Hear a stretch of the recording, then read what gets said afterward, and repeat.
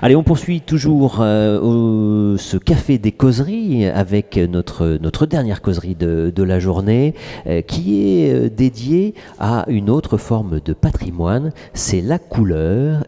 Allez, on va faire les présentations. À ma droite, Frédéric Lebon, vous êtes conducteur de travaux pour l'entreprise Baudin. On va y revenir, on va en reparler. À ma gauche, Michel Mauger, qui est responsable du service Espace Vert de Coutances. Et puis Ludivine Selle, qui est graphiste coloriste du patrimoine bâti. Et la société s'appelle Couleur et Patrimoine. Ça, c'est quelque chose de très intéressant et c'est un métier qu'on va découvrir ensemble. Justement, Ludivine, j'ai envie de vous donner la parole et que vous nous expliquiez, mais ça veut dire quoi, graphiste coloriste du patrimoine bâti? Alors bonjour, et donc oui, je vais expliquer ce que c'est que graphiste coloriste du patrimoine bâti, parce que souvent on associe le métier de coloriste plutôt aux coiffeurs ou ceux qui travaillent dans la BD, qui colorisent les petites bulles. Ouais. Et c'est un métier, alors coloriste ça existe, mais souvent il y a des chromo-architectes, il y a des architectes qui se donnent la casquette de coloriste. Et moi, graphiste coloriste, parce que j'ai un parcours à la fois artistique avec des études d'art appliqué, et un parcours technique avec une année en école d'architecture et une licence professionnelle conservation et restauration du patrimoine bâti. Suite à cette dernière formation, qui est la licence professionnelle, j'ai fait une mission avec les architectes des bâtiments de France du Calvados pour faire des fiches conseils sur les couleurs et les textures des matériaux dans les pays de Basse-Normandie. Donc, on a étudié 3 territoires bas-normands. Le pays d'Auge, on n'a pas pu être exhaustif sur les matériaux parce qu'il y a beaucoup de choses, de la brique, du silex, du colombage. Le Bessin, avec la pierre calcaire et les enduits. Et puis le bocage virois, mortainais et donfronté pour donner une empreinte sur les 3 départements bas-normands. Donc rien qu'en Basse-Normandie, on avait une richesse au niveau des matériaux et des couleurs très différentes. Donc voilà, graphiste coloriste.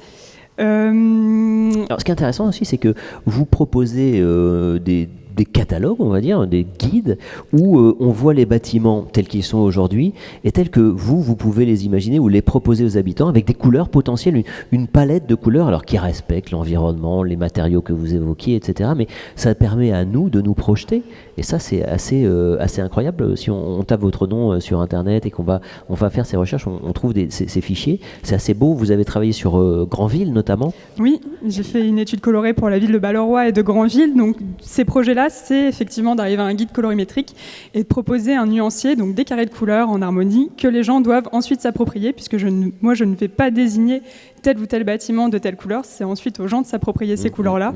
Mais pour arriver à ce nuancier-là et ces carrés de couleurs, il y a tout un travail en amont. Il y a d'abord le diagnostic, et c'est là où le côté végétal, paysage est très important parce que, par exemple, pour l'étude colorée de Granville, je regarde ce qui se passe dans les rues concernées par la charte colorée, mais également aux alentours. Il y a la mer qui est très présente avec des turquoises laiteux. Il y a les cabanes de Gouville un peu plus loin qui sont colorées. J'ai également effectué un voyage sur les îles anglo-normandes à Jersey, où là il y a beaucoup plus d'exubérance au niveau de la couleur qu'en France. Donc il y a plein de choses à prendre en compte. Et par exemple à Granville, parce qu'en fait quand on propose un nuancier pour une façade, on parle de palette dominante et de palette ponctuelle. Donc c'est défini selon des rapports quantitatifs. Donc lecture d'une façade de palette 5 calques. Les palettes dominantes et ponctuelles sont définies selon un rapport quantitatif. Les zones de remplissage importantes, donc ce qu'on voit à gauche, toiture et murs constituent la palette dominante ou générale, et les autres éléments de la façade se détachent de celle-ci et constituent la palette ponctuelle. Donc on a les mots des natures en haut à droite. Ensuite on a les menuiseries avec portes, huisseries et volets. Et souvent il y a même une hiérarchie au sein même des menuiseries. Souvent on met une porte plus foncée que les volets tout en restant dans une harmonie colorée. Et le soubassement. Donc le problème, c'est qu'aujourd'hui, avec les volets roulants, on a beaucoup de... On perd toutes ces possibilités-là. Voilà, par exemple, sur la palette ponctuelle, l'importance des volets, de leur couleur rehausse vraiment le bâtiment. On le voit quand on voit votre travail. Et effectivement. On va y revenir, mais avant ça, je voudrais me tourner vers vous, Frédéric Lebon, parce que je le disais, vous êtes conducteur de travaux pour l'entreprise Baudin, et vous êtes spécialisé dans le bâti ancien, notamment en Normandie. Quel est, votre rapport à la couleur? Parce que là, on entend une coloriste, graphiste, designer, et c'est son univers. On se dit, tiens, le travail sur le bâtiment, quel est le rapport avec la couleur? Il est finalement, je dirais, originel. Oui, bonjour. Oui, notre travail aussi est sur la couleur en permanence, c'est-à-dire quand on va intervenir sur un bâti ancien, donc nous on est plus spécialisé vraiment dans la restauration de monuments historiques. Donc on va intervenir sur voilà, ce genre d'édifice comme là qui est dans le Bessin. Ah bah voilà, c'est très parlant. Alors, ces causeries sont enregistrées, donc passeront sur la radio du CAUE, donc c'est très compliqué, mais puisqu'on là on est en public, on a la chance de voir avant-après le travail remarquable que vous avez effectué sur le manoir de Crémel. Je vous laisse nous en parler parce que c'est à sublime. Monceau-en-Bessin. Donc en fait, on est parti, donc le propriétaire a récupéré ce bien de famille et donc a confié la mission à un architecte du patrimoine pour restaurer l'ensemble de la propriété. Et donc il est classé monument historique. Donc rien ne se fait sans l'avis, l'aval de la DRAC. Et lors du chantier a été redécouvert donc des éléments archéologiques d'enduit qui ont été découverts sur la façade, souvent donc en sous-face de toiture. Et donc on a proposé des échantillons à base de sables régionaux uniquement. Et on a fait cette proposition de couleur. Il y a eu différentes propositions et donc on est resté sur celle qu'on voit à l'écran. On voit que quand même il y a une évolution entre l'avant et l'après, entre une maison assez terne, assez impersonnelle, et là quelque chose d'ultra rehaussé. Alors ça reste une couleur, je dirais pastel, mais pour autant avec la toiture noire, il y a un contraste. Il y a un contraste magnifique. Mais elle était comme ça à l'origine. Et oui. Elle est 17e siècle. On est alors sur les matériaux, parce que nous on travaille énormément sur les matériaux et la couleur est très importante. Et malheureusement, tout ce qui est sable, toutes les carrières de sable que nous avons dans nos régions, en fait, tout a été normalisé depuis la Seconde Guerre mondiale. C'est-à-dire tout a été, c'est-à-dire que tous les sables sont lavés. Ah oui. Et donc il n'y a plus de pigments. Il n'y a plus de pigments et le pigment c'est l'argile. Donc chaque bassin a ses différences d'argile, ses différences de couleur, et ce qui donne des identités complètement différentes. Ouais. Et depuis qu'on a tout normalisé, c'est-à-dire n'importe quel sable que vous allez acheter dans un négoce de matériaux, dans une carrière, il va être lavé. C'est-à-dire qu'il sera identique partout, la même couleur. Quasiment. Il y a quand même des nuances de couleur par rapport à certaines sablières. Et donc il y a encore quelques sablières qui ne lavent pas leur sable, notamment dans le Perche. Donc on s'approvisionne beaucoup dans le Perche. Et on peut prendre du sable, comme on appelle de la découverte. C'est-à-dire que c'est un sable qui ne sert qu'au remplissage de canalisation. C'est-à-dire qu'il n'est pas du tout travaillé, il est brut, un sable brut. Et justement, les anciens, c'est celui-ci qui est intéressant. Parce qu'avec la chaux, qu'on utilise de la chaux vive aérienne éteinte, c'est-à-dire qu'on a redéveloppé cette méthodologie, et la prise du mortier se fait aisément avec l'argile qui est contenue dans le sable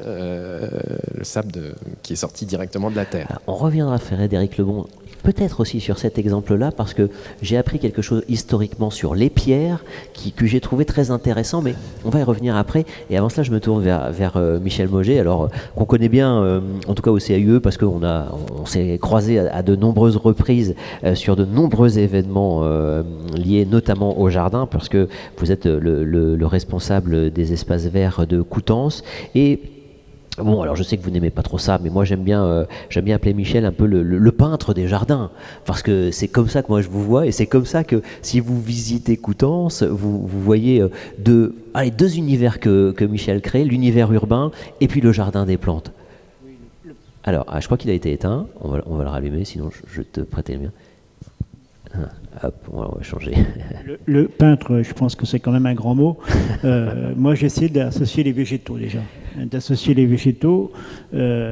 En regardant à la fois leur couleur, parce que nous aussi on est dans la couleur, parce que c'est quand même un élément déterminant, mais pas que la couleur, c'est-à-dire que la plante, elle va fleurir, elle va donner une couleur, mais elle a également ce que j'appelle un pore. Le pore du végétal, vous pouvez utiliser des pores dressés, des pores qui vont retomber. La fleur en elle-même, vous voyez, la fleur, vous pouvez avoir des fleurs en ombelle, des fleurs en capitule. Tous ces détails-là, si vous voulez, on ne va pas uniquement jouer avec la couleur, mais on va également jouer avec un rythme, un pore et une association de plantes qui vont permettre de s'échelonner tout au long de la saison. Alors c'est ça qui est magique dans votre travail, c'est qu'effectivement on vient à un moment de l'année, on a une certaine couleur, une certaine tonalité, on revient à une autre saison sans avoir changé énormément, eh bien on a une autre tonalité, une autre couleur. C'est-à-dire qu'on a, si vous voulez, on a changé un peu le fleurissement d'il y a 30 ans ou 40 ans. Je dirais, il y a 30 ans, on faisait des grandes, que ce soit dans les villes ou dans les jardins, on faisait des grandes taches de couleurs.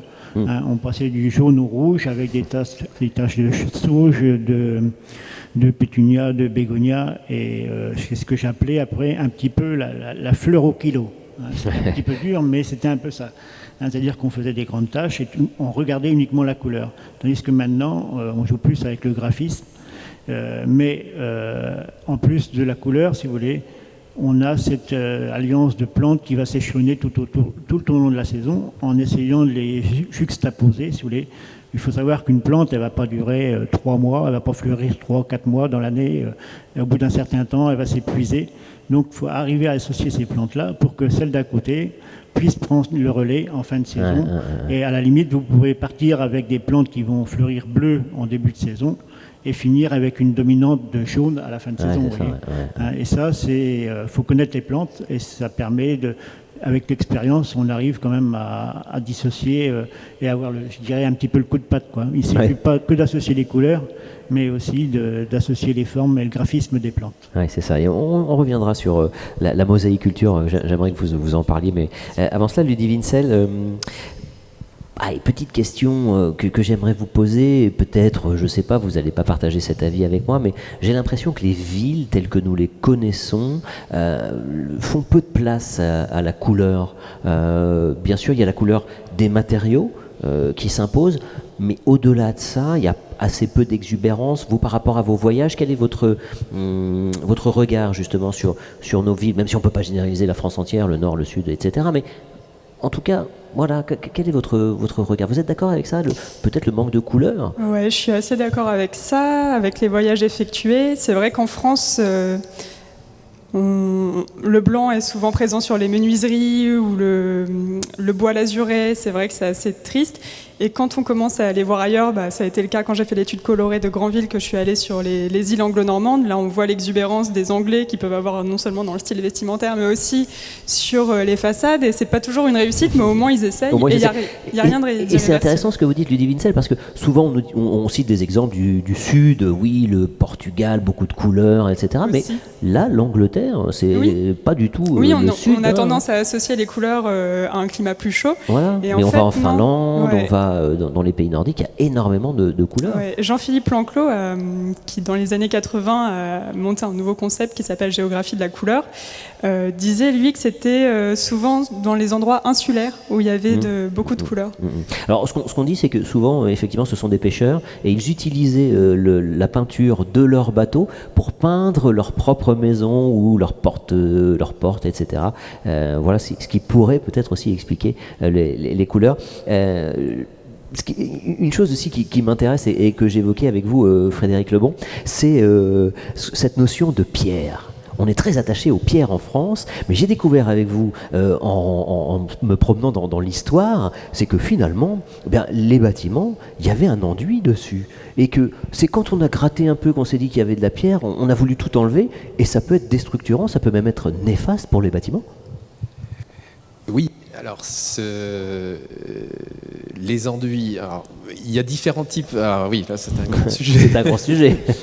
Mais sur tout ce qui est bâtiment, alors pour parler du milieu urbain, quand on a des villes comme très Napoléon III, comme à Cherbourg ou à Alençon, des villes qui n'ont pas été détruites, en Normandie. Alençon, par exemple, devrait être enduite en totalité. C'est-à-dire, vous avez une architecture, il y a de la pierre de taille, il y a des bandeaux, Donc, c'est-à-dire que, juste, je me permets de vous interrompre, mais pour bien comprendre avec vous, au moment de la construction, l'idée n'était pas de laisser la pierre apparente. Non, la pierre, pour certaines constructions, n'était qu'un matériau de remplissage, un matériau structurant pour la stabilité de l'ouvrage, mais elle n'était pas faite pour être vue.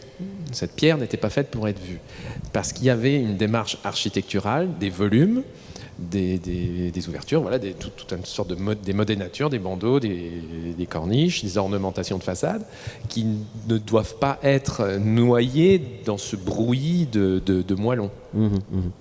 Et aujourd'hui, alors il y a eu cet hygiénisme après la Seconde Guerre mondiale, on revient toujours au même point, où voilà, on investit dans la pierre, il faut que ça se voit, donc on veut de la pierre apparente. Alors, il y a certains endroits, il n'y a pas de problème, ça fonctionne, parce que c'est un bâtiment qui a été construit, il a été appareillé d'une telle façon, c'est un bâtiment... c'est prévu. C'est prévu, c'est bon. Mais il y a cette question de la pierre apparente qui est encore assez ancrée chez les gens, dans les mairies. On sent le message. Voilà. Par exemple, en intérieur, vous avez des gens qui vont vouloir voir de la pierre apparente en intérieur. Donc non. Le message, c'est non. Alors pour quelle raison? Expliquez-nous justement pourquoi c'est non. D'une part, de l'éclairage, côté sanitaire, parce que vous amenez un matériau qui a plein d'aspérité, donc la poussière se met dedans, la saleté. Et puis au niveau, surtout luminosité. Quand vous avez une pierre apparente en intérieur, voilà, vous assombrissez la pièce, le volume. Donc, pour revenir à l'extérieur, l'enduit était très commun. Et le joint, quand les façades étaient jointoyées, c'était un joint qui était fait...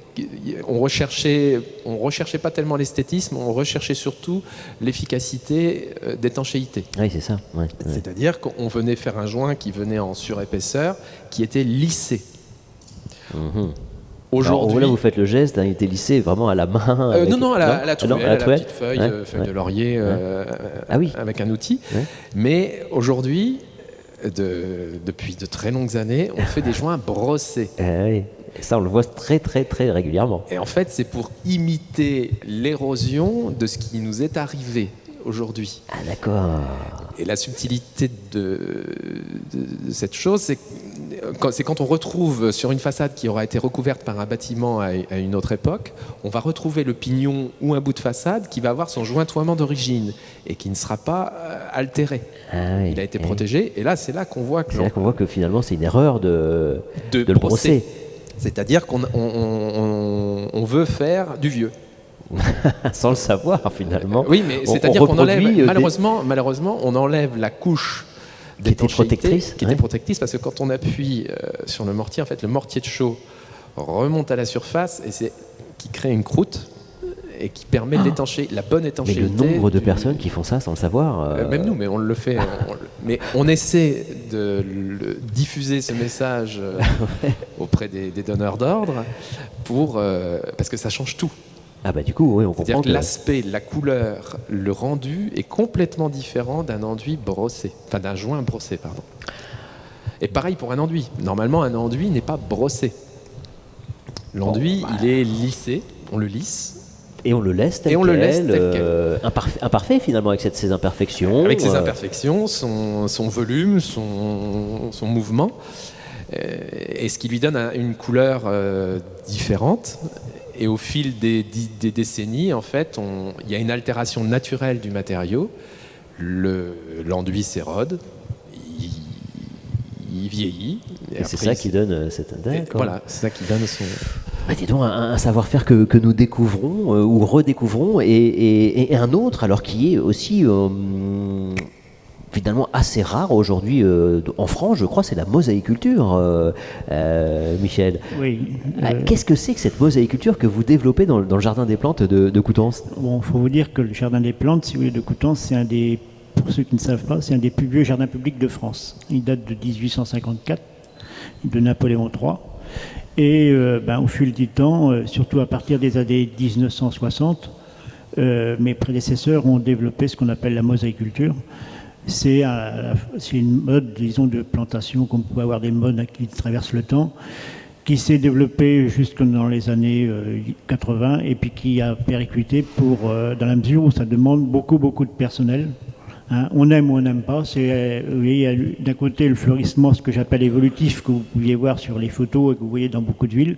Et puis d'autre côté, il reste un peu de mosaïculture, qui est un savoir-faire de certains jardiniers, c'est-à-dire représenter des formes, des dessins avec des plantes. Hein. C'est un peu de l'art aux pierres, si vous voulez, mais soit en 2D, soit en 3D. Et j'ai, disons, repris un peu le flambeau dans les années 1985. Et j'ai formé quelques agents, si vous voulez, pour poursuivre ce travail, un peu comme vous pouvez l'avoir dans vos compagnons, quoi. Et bon, on aime ou on n'aime pas, mais ça existe et c'est un savoir-faire qui se perd de plus en plus, quoi. Et c'est assez impressionnant ce que vous êtes capable de reconstituer des scènes. Oui, on essaie comme cette année, on fait un peu, si vous voulez. Il faut dire que les plantes sont limitées, contrairement dans le fleurissement évolutif, si vous voulez, où vous avez toutes les plantes disponibles avec des ports différents. Là, dans mosaïculture, quand vous avez 5-6 plantes différentes, parce qu'il faut les tailler, c'est ce que je vous disais tout de suite, ça demande beaucoup de temps. Donc, il faut garder, si vous faites un dessin, il faut que le dessin il soit bien fait, bien traduit sur le terrain. Hein, et à partir de là, il faut le tailler, c'est-à-dire que ça oblige à une intervention tous les 15 jours. Alors, vous comprenez bien pourquoi beaucoup de villes ont abandonné ce style de plantation, parce que c'est très prenant au niveau manœuvre. Et avec les conditions que nous avons maintenant, avec la diminution de personnel dans certaines villes, mais je dis, si vous voulez faire de la mosaïculture, il faut que ça soit très très bien fait.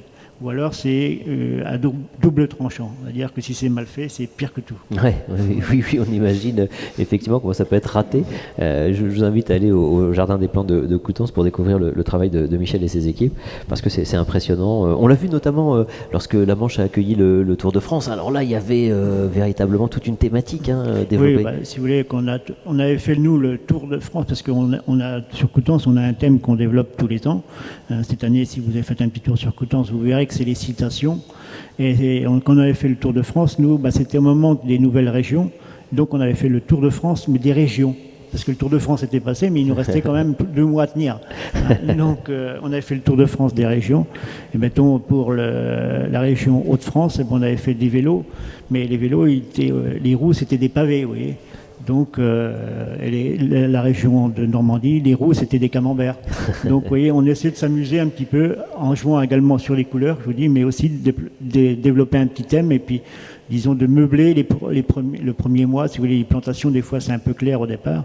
Et puis, ça permet les gens, ils sont contents, ils reviennent d'une année sur l'autre pour voir le thème qui a été développé cette année-là. C'est ça, tous les ans, il y a un thème. Tous les ans, il y a un thème. Et ça, c'est passionnant de découvrir. Disons que ça permet aussi de sortir un petit peu de la routine. Et puis de creuser un petit peu les ménages. Oui, c'est ça. Et c'est pour ça que je dis que Michel et ses équipes sont bien des peintres jardiniers. Je maintiens, et si vous visitez Coutances, si vous ne le connaissez pas encore, vous penserez à moi et je suis sûr que vous partagerez cet avis. Ludie Wincel, en ce moment, on découvre le démarrage de votre travail dans la ville de Vire. Vire, ville de la reconstruction, qui a obtenu des fonds de la région pour la refonte des centres-bourgs. Et votre idée, ça a été d'apporter un petit peu de couleur, notamment dans des loggias, c'est-à-dire ces balcons, enfin c'est entre le balcon fermé complètement. Et donc là, on peut tout de suite découvrir votre travail avec ces cases colorées et ça apporte tout de suite quand même ça transforme une ville finalement, la couleur, il n'y a rien à dire, ça transforme une ville. Oui, alors à Vire, pour l'instant, ça a été une intervention ponctuelle, c'est pas une intervention à l'échelle de la ville entière. Et ça, c'est le bâtiment du Haut-Chemin qui est juste derrière la mairie. Et ce qui est assez compliqué sur l'architecture de reconstruction d'après-guerre, c'est de trouver des supports de couleurs, puisque les enduits granulats sont protégés et qu'on ne peut pas les badigeonner, on ne peut pas les recouvrir, ils sont protégés tels quels. Mais le but, c'était de s'inspirer de la palette des granulats, qui n'est pas visible de loin, par exemple, avec la vue qu'on a ici, on a une impression de marron légèrement orangé. Et en fait, quand on s'approche d'un peu plus près des granulats, on voit des reflets bleutés, des reflets orange, des reflets jaunes, des reflets rouille. Et le but, c'était de s'inspirer de cette palette. Alors là, ce que vous avez à gauche, c'est l'état d'origine. et une simulation de l'état futur à droite. Mais c'est vrai qu'avec l'écran, on a des couleurs très saturées et très vives. Oui, c'est beaucoup plus, pour l'avoir vu, c'est beaucoup plus criard. Atténué, plus pastel, c'est pas criard à ce point-là. Mais on voit bien effectivement la différence et on voit comment ça s'inscrit dans un paysage. Il ne s'agissait pas non plus de mettre des couleurs n'importe comment. Vous évoquiez là, l'étude des matériaux que vous faites. Oui, l'étude des matériaux. Alors là, c'était un chantier, un projet participatif où on a demandé quand même l'avis des habitants au niveau des couleurs. Et le but, donc, en s'inspirant de la palette des granulats, c'était aussi de resaturer un peu les nuances qu'on pouvait trouver, puisque une loggia est une zone d'ombre. Donc la couleur, par exemple, on va choisir un orange assez vif. Vu qu'il sera dans une zone d'ombre, il sera plus sombre et donc moins saturé. Donc le but, c'était, parce que les gens ont tendance à aller vers des couleurs pastel aujourd'hui, etc. Le problème, c'est que si on mettait un orange trop pastel, une fois à l'ombre, un jour de grisaille, ce qui est souvent le cas à Vire ou chez nous. On le voit pas, quoi. Il est écrasé. Voilà, c'est ça, ouais. Ça met pas en valeur le bâtiment et du coup, on reste dans un camailleux triste. Oui, c'est ça. Finalement, on perd l'effet. Je précise que là, à droite, c'est une projection. C'est pas encore comme ça. Ça a démarré, mais il y a encore un échafaudage. Les travaux ne sont pas finis, mais c'est une projection de ce que ce sera. Frédéric Lebon. Ce qui est intéressant aussi, et ce qui peut expliquer ce qui, pour certains, apparaît comme un manque de couleurs dans notre région, c'est que originellement, on utilise les matériaux qu'il y a autour de chez nous, le plus proche. On ne fait pas venir des matériaux de l'autre bout de la planète. On utilise ce qu'on a sous la main pour construire nos bâtiments. Complètement. C'est-à-dire, alors, en plus, on a la particularité dans la Manche, je ne suis pas objectif, mais il y a une multitude de matériaux que on ne retrouve pas ailleurs, quoi. On a une formation géologique du département qui est formidable quand on va du Val de Serre à la Hague. On n'a pas du tout les mêmes matériaux. On part du grès au granit, on redescend sur la région de Valogne, la pierre de Valogne, on redescend sur 40 ans, c'est encore d'autres. C'est pour ça qu'on arrive vraiment à définir. On sait où on est pratiquement en regardant l'environnement. Oui. Et il suffit de regarder une maçonnerie. Moi, avec l'expérience qu'on a, on peut vous localiser un bâti. On va savoir s'il est du Mortanet. Après, le Sud-Manche, c'est un petit peu plus difficile parce qu'on arrive dans le massif granitique où là, vraiment, on a quasiment la même chose partout.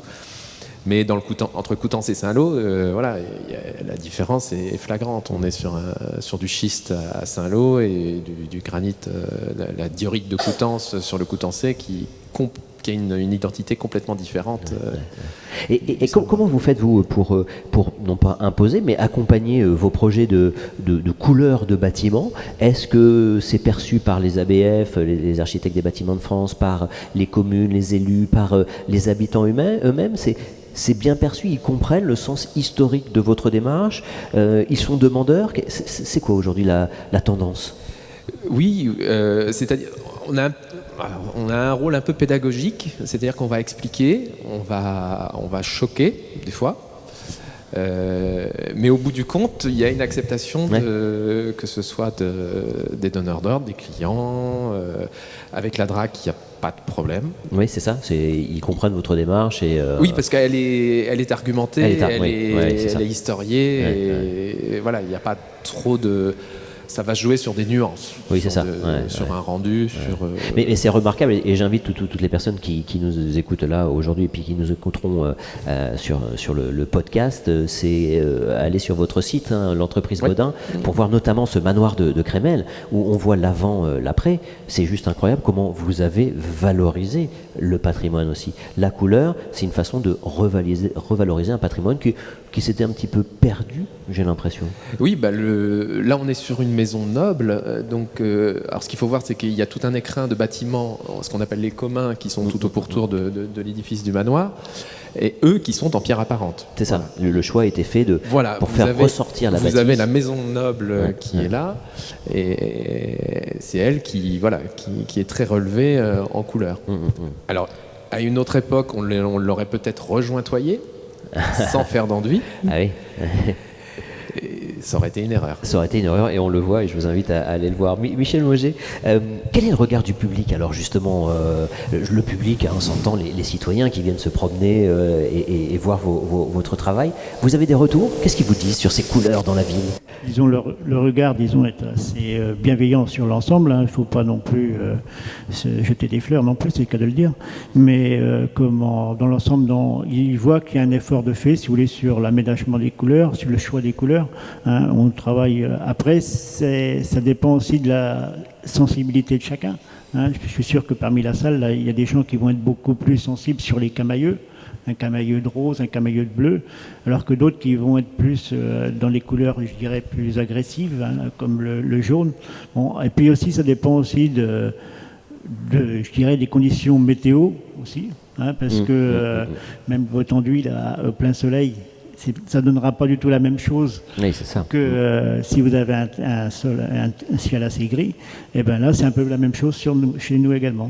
Que ça soit, la couleur est très sensible à l'extérieur, même je dirais presque à l'état d'esprit de la personne, parce qu'à un instant T et à la sensibilité, vous voyez, le jaune, pour certains, pour beaucoup, ça va être le soleil, quoi. Ça va être, disons, le rouge, ça va être l'agressif. Et donc, quand vous faites des massifs rouges, pour les associer des fois avec d'autres couleurs, c'est pas évident. Et justement, Michel, est-ce que vous êtes déjà, alors entre guillemets, on va utiliser cette expression, vous êtes déjà planté sur vos choix? Des choses qui vont pas du tout ensemble, ça fonctionne pas? Non, il y a des couleurs qui à la limite, je vais me planter, oui, comme vous dites, pas de problème, ça m'arrive. Mais je préfère me planter et essayer quelque chose que de rien d'essayer du tout. Oui. Par contre, on fait des fois des essais, si vous voulez, on va pas les mettre à l'entrée du jardin des plantes, mais sur des massifs en ville, on va faire des essais, si vous voulez, avec du orange des fois et puis du bleu, quoi. Ça a des fois des mal à passer, quoi. Alors après, c'est une question aussi de proportion. Une proportion dans le orange, proportion dans le bleu, et ça c'est très important, quoi. Mais dire qu'on est des artistes, non, on essaie de connaître notre travail et puis de le faire au mieux possible, quoi. Non. Ludivine Vincel, est-ce que vous, dans votre travail, vous prenez en compte aussi cette notion de couleur qui fait du bien au moral, c'est-à-dire que évidemment dans une région où parfois il arrive qu'il puisse pleuvoir de temps en temps et où certains matériaux sont un petit peu des tons fades, c'est les juger déjà, mais en tout cas neutres. Est-ce que vous prenez ça en considération en vous disant voilà, on va essayer aussi de jouer un peu sur le moral des troupes? Oui, bien sûr, quand on propose un nuancier de couleurs, c'est avant tout un souhait d'une commune qui veut valoriser sa ville et harmoniser des façades qui peuvent être homogènes ou hétérogènes, comme à Granville où il y a différentes époques de bâtis qui ne s'harmonisent pas forcément et actuellement elles sont toutes dans des tons pierre. Donc le but c'est d'harmoniser par la couleur, mais aussi et surtout c'est de déambuler au quotidien dans un espace coloré. Je pense que ça change. En fait on s'en rend pas compte parce qu'on vit dans un univers au ton pierre actuellement. Mais quand on se balade à Lisbonne, où je crois qu'il y a un visuel avec un patchwork voilà, ici, quand on se balade dans les rues de Lisbonne, où on peut trouver toutes les couleurs, même du violet, qui est une couleur très difficile à mettre en œuvre sur une façade. Et en fait, ça fonctionne. Elle est légitime parce qu'il y a d'autres couleurs autour. C'est ça. Et oui, je pense que ça change complètement le moral. Et déjà, on lève les yeux sur les façades. Et ça change beaucoup. Déjà, ça change beaucoup. Ouais.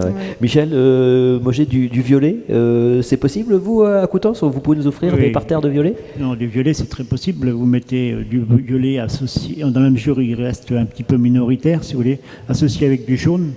Vous allez voir, c'est des couleurs qui s'opposent et honnêtement, ça marche très très bien. Mais gardez quand même la proportion du violet nettement inférieure au jaune. En minorité pour le moment. Quoi. Parce que sinon, violet, c'est vrai que c'est une couleur qui n'est pas facile à utiliser. Frédéric Lebon, je sais que vous avez travaillé également en zone pavillonnaire, avant, sur des pavillons traditionnels. Et alors moi, je me pose cette question. Pourquoi, là où on se dit qu'on pourrait avoir un terrain d'études, un terrain d'expérimentation, on pourrait tout tenter, finalement, faire des zones pavillonnaires arc-en-ciel, je sais pas, enfin voilà, ce genre de choses. On a partout la même chose, c'est-à-dire c'est identiques. On a l'impression que c'est une photocopieuse qui a démultiplié les couleurs. Et comment on peut expliquer ça? Est-ce que c'est lié à un lobby des matériaux qui nous vend tel crépi? Est-ce que je sais pas, je vous pose vraiment cette question.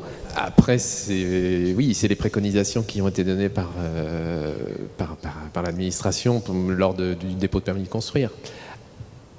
Pendant une certaine époque. Aujourd'hui, je pense quand même qu'on arrive pour voir quand passer un Saint-Fromont par exemple dans la Manche, où ils ont fait une zone pavillonnaire qui reprend le code couleur du village, parce que la commune de Saint-Fromont est une ancienne briqueterie, et donc vous avez énormément de matériaux de briques qui étaient utilisés à Saint-Fromont, et ils ont fait un lotissement, alors, je ne sais pas si vous connaissez, mais en descendant Saint-Fromont, ils ont repris le code couleur, alors je ne sais pas si on peut dire code couleur, mais ils ont intégré de la brique un peu partout. Les enduits sont colorés couleur brique, terre crue, terre cuite. Donc là, il y a quand même une recherche. D'accord. Mais c'est vrai que quand on voit les lotissements, ton pierre. Alors qu'on se dit qu'on pourrait tout tester, puisque ce sont des bâtiments qui sont soumis à aucune autorisation des ABF, etc. Il y a quand même les PLU. Oui, mais même certaines zones pavillonnaires qui sont quand même sous des rayons de protection MH. Bien sûr. Ouais. Mais moi, j'imagine surtout les zones pavillonnaires, vous savez, très en dehors des villes, telles qu'elles ont été faites là récemment. On se dit que tout semblerait possible ici, et alors il n'y a aucune inventivité, aucune imagination. On fait comme tout le monde. Bon. Michel Mauger, pour vous, et je vous poserai à chacun en guise de conclusion cette question, la couleur dans nos vies. C'est une grande question, évidemment, mais parce que vous y êtes confronté au quotidien, qu'est-ce que ça apporte, vous? Qu'est-ce que vous voyez que ça peut apporter à vous-même dans votre travail, à vos équipes, et puis aux concitoyens qui viennent bénéficier de votre regard?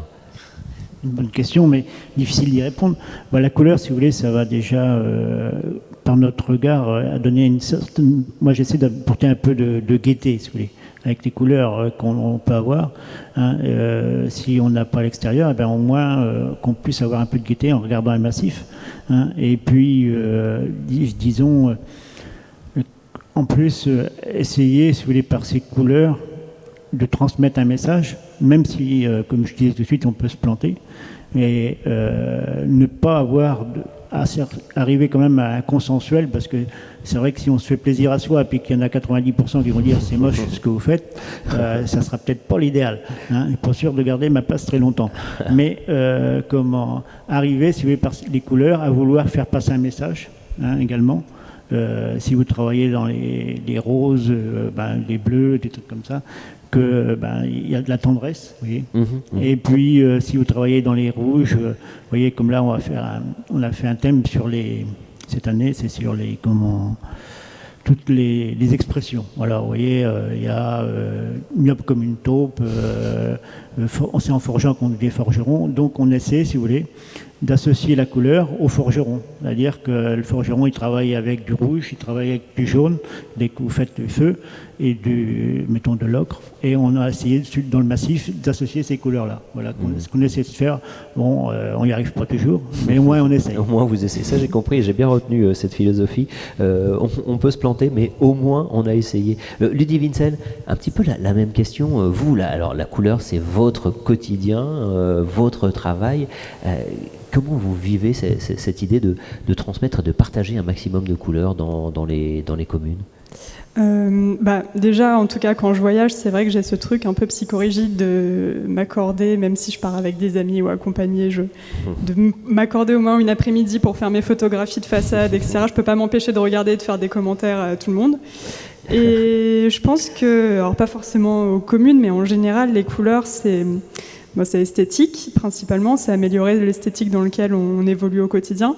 Et on pourrait croire que c'est superficiel, mais en réalité, je pense que ça touche quelque chose de plus profond, puisqu'évoluer au quotidien dans un univers qui nous plaît, en tout cas où on observe et on subit moins. Donc on déambule dans un espace qu'on trouve agréable, qu'on apprécie, et on n'est pas des robots en train de subir des tompières.